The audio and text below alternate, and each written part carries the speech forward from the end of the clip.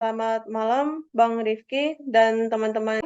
Kami dari kelompok 7 akan mempresentasikan materi kami yang bertemakan politik dan pemerintahan Brunei Darussalam. Di mana dalam presentasi ini kami akan menjawab pertanyaan yang berupa seberapa besarkah pengaruh nilai dan ajaran Islam dalam kehidupan sosial politik masyarakat Brunei Darussalam. Sebelumnya saya akan memperkenalkan diri terlebih dahulu. Saya sendiri sebagai Amelia Sofi, ada juga Fatur Rahman, Nita Devrilawati, Syarika Sadira, Ranja Sajaya, dan Haidar Faiz. Untuk pemateri yang pertama, saya serahkan kepada Salika dan Faiz. Kepada Salika dan Faiz dipersilakan. Baiklah, saya akan menjelaskan perkembangan Islam di Brunei Darussalam. Islam telah masuk Brunei Darussalam diperkirakan mulai pada tahun 977 Masehi melalui jalur Timur Asia Tenggara oleh pedagang-pedagang dari negeri Cina. Tetapi pada saat itu Islam belum berkembang secara meluas. Namun ada pula teori yang mengatakan Islam masuk Brunei Darussalam diperkirakan pada abad ke-13 Masehi, dilanjutkan dengan masuknya Islam Raja Awang ala Betatar pada tahun 1368 dan berganti nama dengan Muhammad Shah. Dua teori tersebut sebenarnya memiliki benang merah dengan masuknya Islam secara menyeluruh di kawasan Nusantara, sebagaimana telah banyak diperdebatkan oleh para sejarawan. Filosofi politik Brunei adalah penerapan yang begitu ketat terhadap Melayu Islam Beraja atau MIB yang terdiri dari dua dasar, yaitu yang pertama Islam sebagai guiding principle, dan yang kedua Islam sebagai form of fortification. Dari dua dasar ini, kemudian muncul penanaman nilai-nilai keislaman kenegaraan atau pengekalan dengan tiga konsep, yaitu mengekalkan negara Melayu, mengekalkan negara Islam, atau hukum Islam yang bermazhab Syafi'i dari sisi fikihnya, dan bermazhab sunnah wal jamaah dari sisi akidahnya. Dan yang ketiga, dan mengekalkan negara beraja. Selanjutnya akan dilanjutkan oleh Faik. Oke, baik. Seperti yang telah dijelaskan sebelumnya, Melayu Islam Beraja ini pada dasarnya memang berkaitan erat dengan evolusi adat istiadat dan tradisi Melayu Brunei, serta acara-acara upacara keagamaan yang banyak tertera dalam kalender Muslim yang memberikan wawasan tentang bagaimana caranya ideologi nasional diungkapkan dalam kehidupan berbangsa dan bernegara. MIB atau Melayu Islam Beraja atau bisa disebut juga Kerajaan Islam Melayu sebagai ideologi negara, tujuannya ini adalah agar masyarakat setia kepada rajanya, melaksanakan ajaran dan hukum Islam, serta menjadikannya sebagai pedoman hidup yang dihubungkan dengan karakteristik dan sifat bangsa Melayu sejati, termasuk di dalamnya menjadikan bahasa Melayu sebagai bahasa utama.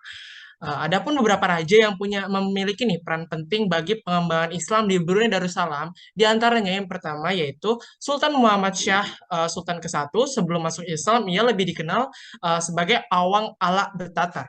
Ia ini memerintah Brunei sejak tahun 1402 sampai 1408. Pada masanya ini terjadi pengislaman pejabat dan perangkat kerajaan di Brunei Darussalam. Lalu yang selanjutnya yaitu Sultan Bolkiah. Ini beliau memerintah dari tahun 1485 sampai 1524. Beliau ini merupakan sultan kelima. Nah, pada masa kepemimpinannya ini Islam disebarkan secara intensif hingga masuk ke kawasan Borneo atau biasa kita kenal sebagai Kalimantan dan juga wilayah Kesultanan Sulu atau Filipina. Selanjutnya ada Sultan Abdul Mubin atau biasa disebut Mumin. Beliau ini merupakan Sultan Brunei yang ke-12, memerintah pada tahun 1852 hingga 1885. Nah, pada masanya dilakukan penetapan mazhab secara resmi sebagai mazhab di kerajaan, yaitu untuk fikih bermazhabkan Syafi'i dan akidah bermazhabkan ahli sunnah wal jamaah. Hal ini dilakukan karena sering terjadinya perselisihan masalah agama dalam masyarakat Brunei Darussalam. Lalu yang terakhir ya ini ada Sultan Hasanul Bolkiah. Beliau merupakan Sultan ke-19 memerintah dari tahun 1968 hingga saat ini. Pada masanya ditetapkan filosofi kerajaan Brunei sebagai tonggak pemerintahan, yaitu dikenal hingga saat ini yaitu dengan MIB, Melayu Islam Beraja atau Melayu Islam Beraja. Baik, terus selanjutnya saya kembalikan ke moderator. Baik, terima kasih kepada Salsa dan Fai. Materi kedua yaitu sistem atau aturan Islam yang digunakan di Brunei Darussalam akan dijelaskan oleh Bang Fatur. Kepada Bang Fatur, waktu dan tempat dipersilakan.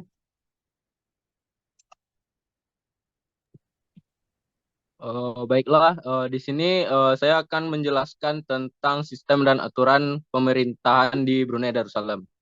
Sistem pemerintahan di Brunei Darussalam tergolong tegas dan stabil, seperti namanya yang keislaman. Negara ini juga menganut sistem pemerintahan yang memegang tegas syariat Islam dalam mengatur kehidupan masyarakatnya sehari-hari. Dan juga pemerintahan Brunei Darussalam sendiri juga menerapkan sistem demokrasi di negaranya. Rakyat juga dilibatkan dalam setiap keputusan negara.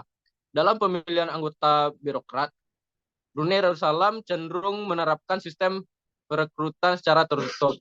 Sistem ini menyerapkan personel yang berasal dari setiap lapisan masyarakat.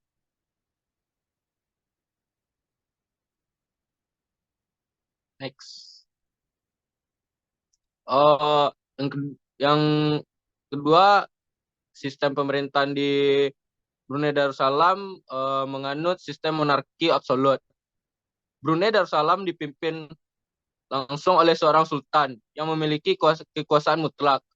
Pemerintahan yang disebut dengan monarki absolut secara teoritis, pemerintahan monarki adalah bentuk pemerintahan di mana seorang pemimpin atau raja memegang kekuasaan penuh untuk mengatur negaranya sendiri.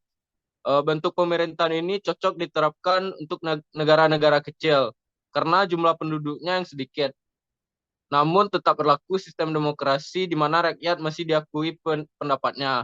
Sehingga dapat dikatakan bahwa negara Brunei sendiri tidak hanya bersifat monarki absolut, namun juga demokrasi.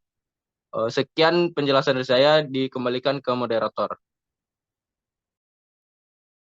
Baik, terima kasih kepada Bang Fatur. Materi ketiga yaitu contoh nilai Islam dalam kehidupan sosial dan politik di Brunei Darussalam akan dijelaskan oleh Rila dan saya sendiri Sofi. Kepada Rila dipersilahkan. Oke, selanjutnya yaitu contoh nilai Islam dalam kehidupan sosial dan politik di Brunei Darussalam. Nah, tadi telah dijelaskan bahwa Brunei menggunakan hukum Islam secara menyeluruh, sehingga Islam dijadikan agama resmi di sana, yang mengatur dengan seluas-luasnya ke dalam berbagai aspek kehidupan baik sosial, ekonomi, politik, pendidikan maupun hal lainnya berdasarkan khilafah Islamiyah. Dengan itu, Brunei Darussalam dikatakan sistem pemerintahan yang berideologi Melayu Islam Beraja yang berpedoman dengan aliran ahli sunnah wal jamaah dalam segi akidahnya dan dalam sisi fikihnya bermazhab Syafi'i. Itu sama dengan Indonesia sendiri. Kemudian Brunei menguatkan undang-undang Islam yaitu hukum konun yang mengandung 4 pasal dan 6 bagian berdasarkan hukum syarak yang mencakup semua kalangan tanpa terkecuali, yaitu tidak mengenal perbedaan suku, ras, keturunan, dan agama. Dan hukum konun ini mencakup masalah perkawinan dan perceraian, jinayah dan mahkamah, demikian juga dalam sistem jual beli dan riba. Sedangkan sebagian yang lainnya terdapat pula hukum yang bersandar pada adat yang berakulturasi dengan ajaran Islam, tapi tidak sampai bertentangan dengan Islam. Dan dalam Islam pun dinamakan dengan uruf. Ada yang diambil hanya adat yang diambil hanya adat yang dianggap baik dan bermanfaat bagi generasi Islam sehingga dapat diterima dan dijadikan pedoman bagi pemeluk agama Islam. Nah, kemudian di Brunei tidak ada pajak perorangan yang akan diberikan kepada negara, namun hanya kewajiban pajak bagi perusahaan minyak saja. Kemudian selanjutnya itu pemerintah Brunei juga mendirikan lembaga-lembaga modern sesuai tuntunan Islam seperti Lembaga Keuangan Islam, Majelis Agama Islam, dan Mahkamah Keagamaan dan lainnya. Dan juga jelas terlihat pengaruh Islam dalam sosial politik yaitu dari penerapan sanksi pidana berdasarkan syariat Islam. Mungkin itu saja, tambahnya akan dijelaskan oleh presenter selanjutnya. Dikembalikan kepada Sophie. Terima kasih. Baik, terima kasih kepada Dita Deviliawati. Selanjutnya saya akan menjelaskan dari poin 8 ke 12, di mana Brunei Darussalam itu mempunyai upacara kenegaraan dan keagamaan yang berdasarkan dalam kalender Hijriyah atau kalender Islam. Lalu Brunei juga mempunyai sultan yang mengharuskan warganya yang mayoritasnya itu adalah Islam itu mampu membaca Al-Quran. Brunei juga melarang jual beli minuman keras di toko-toko atau hotel. Panggilan nama sultan itu menunjukkan ciri keislaman yang selalu melekat pada setiap raja yang memerintah di sana. Lalu yang terakhir, di Brunei Darussalam itu transaksi bisnisnya itu berbasis syariah. Baik, selanjutnya akan dijelaskan kesimpulannya kepada Raja, dipersilakan.